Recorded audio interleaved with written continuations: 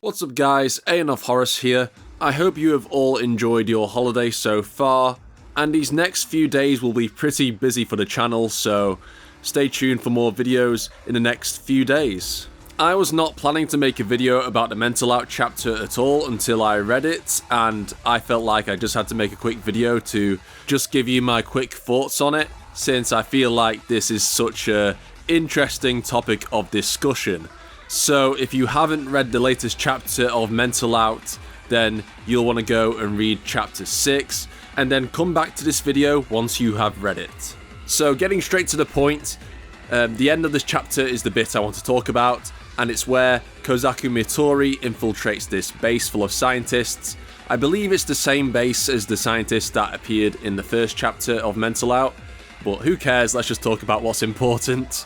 Mitori discovers a mysterious box on the floor, and it seems to be communicating with her, and within this box is a cube, and this seems to be where the voice is coming from.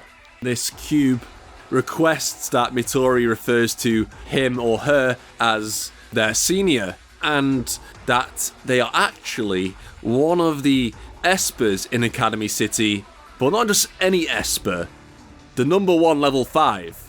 But wait, Accelerator is the number 1. What if this is the number 1 that existed before Accelerator? As they say, they are the previous one, that is. Now, this mysterious hexagon could be lying, but that'd be very boring. So let's think about the possibilities of this hexagon being true. Now, I think this could potentially answer 2 of the questions that I've had since I've been a fan of this series that I've always wanted answers for. Were there level 5s before the current level 5s that we have in the story? And what happens to the espers after they, go to university or college and graduate? Let's talk about this first question of there being different generations of level 5s.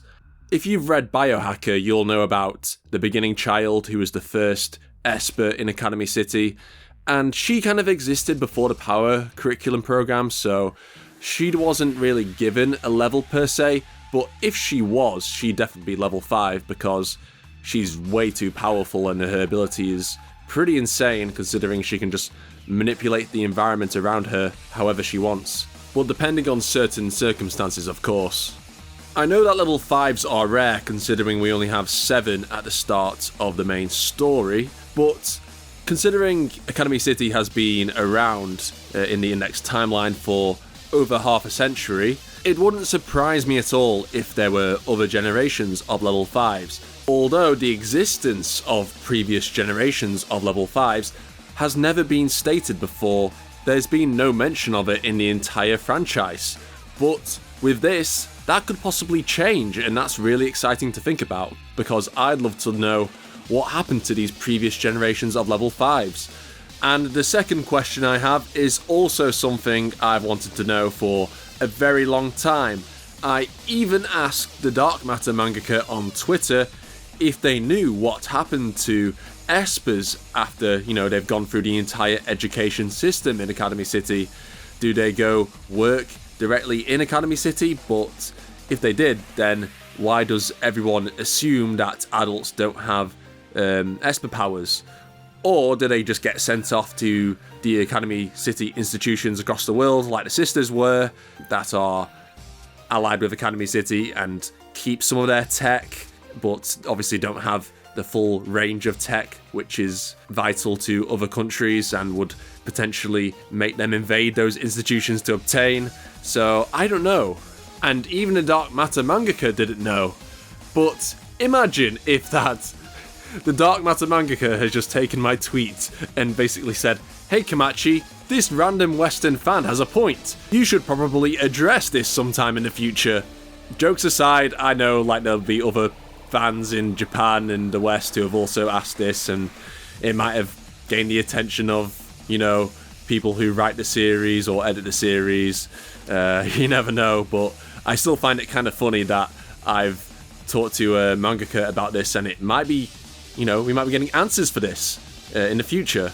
since if this is a senior Esper, and they have basically been turned into a cube, which is clearly an inanimate object, it makes me think, when Espers graduate from university, do they all just get turned into random shapes and then stored by Academy City, so that Espers can't go out into the real world outside Academy City, where they'll be, hunted down by governments and secret agencies because they want to find out how to make their own Espers, because that's a real big threat in the world of Toaru.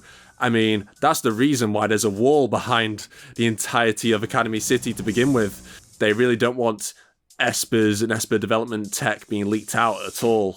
But if that is true, that's really sad and dark. Like, it wouldn't surprise me at all if that's what happens. I mean, it'd be a big shock, of course, but yeah, I just want to find out answers about that. That'd be really good, and it would, solve one of the biggest mysteries of all time to do with this series that I've wondered about forever. Like, one of the biggest mysteries next to what happened to all the vampires. So, yeah, I'm just keeping my hopes high, and this will definitely improve the quality of the Mental Art manga if we do get answers to these questions. So I'd love to know your theories about this mysterious hexagon Esper. Let me know in the comments below. And yeah, I'll do a special video for the new year tomorrow. And of course, don't forget about the podcast on Sunday, which is a Genesis Testament 5 special. Hope you enjoy your New Year celebrations, everyone. And I will see you all next time, which is tomorrow. Bye-bye.